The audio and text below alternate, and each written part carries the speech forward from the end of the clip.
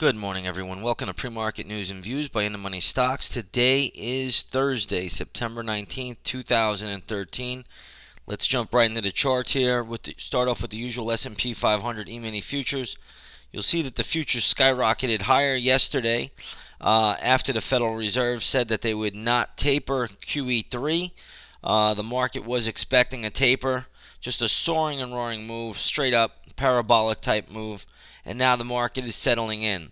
I'm wondering today if the market comes to its senses and says, hey, maybe there's bigger problems out there than what the central banks are telling us. Why are they afraid? Why is Ben Bernanke so scared to taper?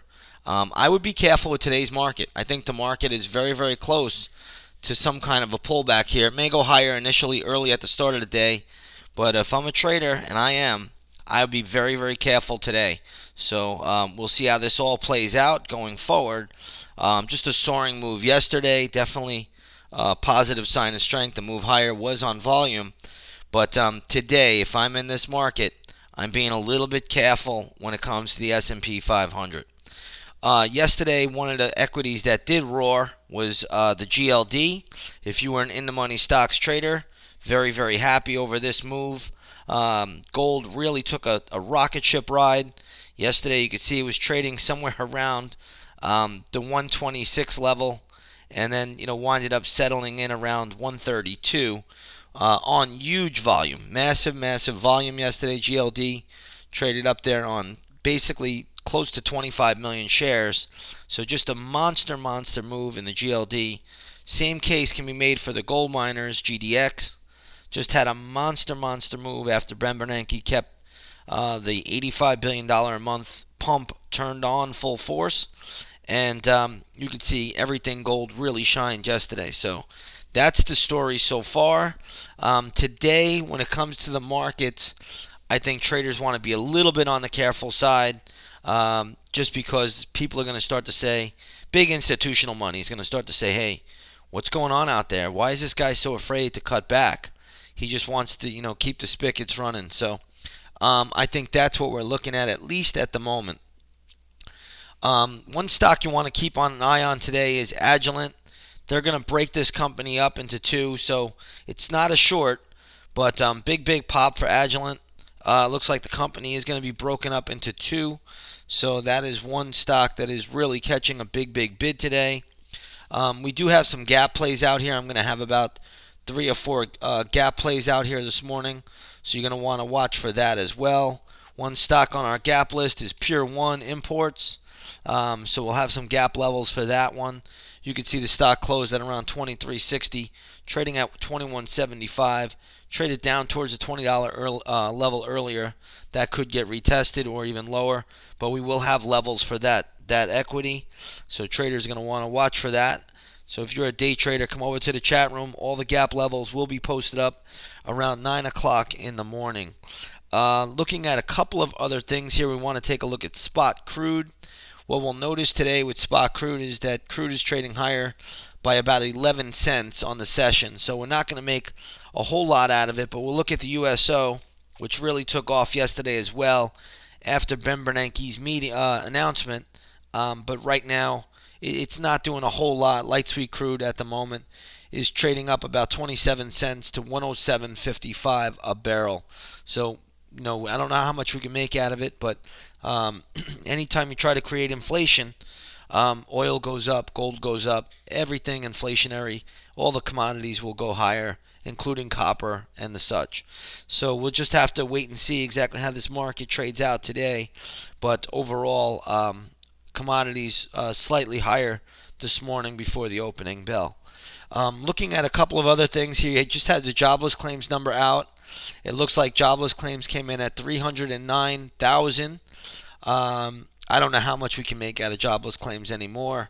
It's pretty much what we see day in and day out. So jobless claims are really not a huge factor at this stage of the game. They are coming in at the low 300,000s. This is higher than last week's number, which came in at the high 200,000s. So again, I think that might have been adjusted for a holiday or something of that nature. So either way, that's the way it is.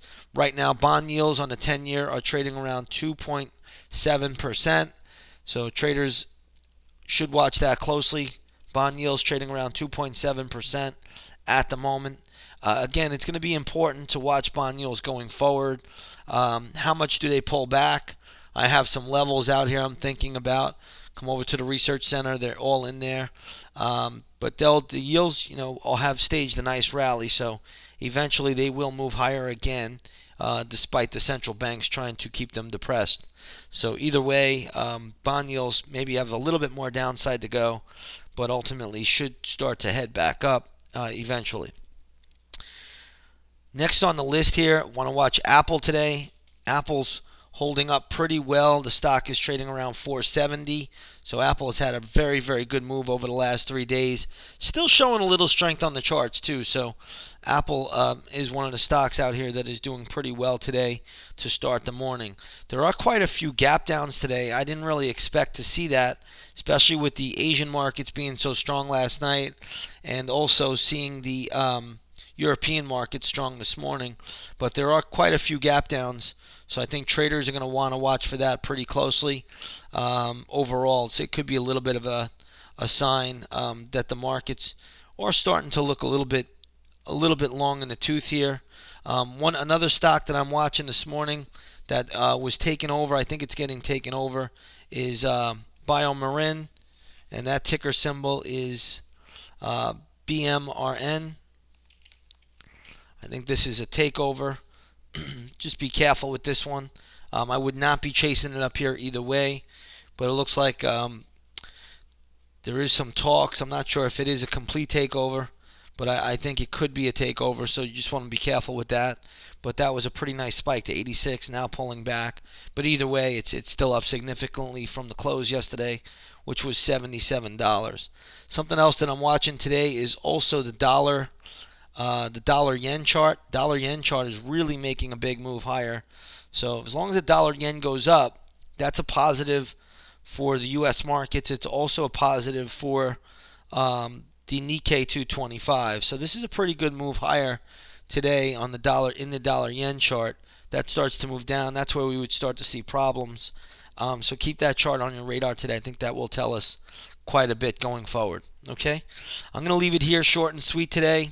Again, you want the gap plays, come on over to the chat room. They'll be posted up at 9 o'clock in the morning. And we'll see what this market gives us. Again, after a big move, generally the next day is a little bit more subdued. I'd be a little bit careful today. Could see some profit taken. That's just my opinion.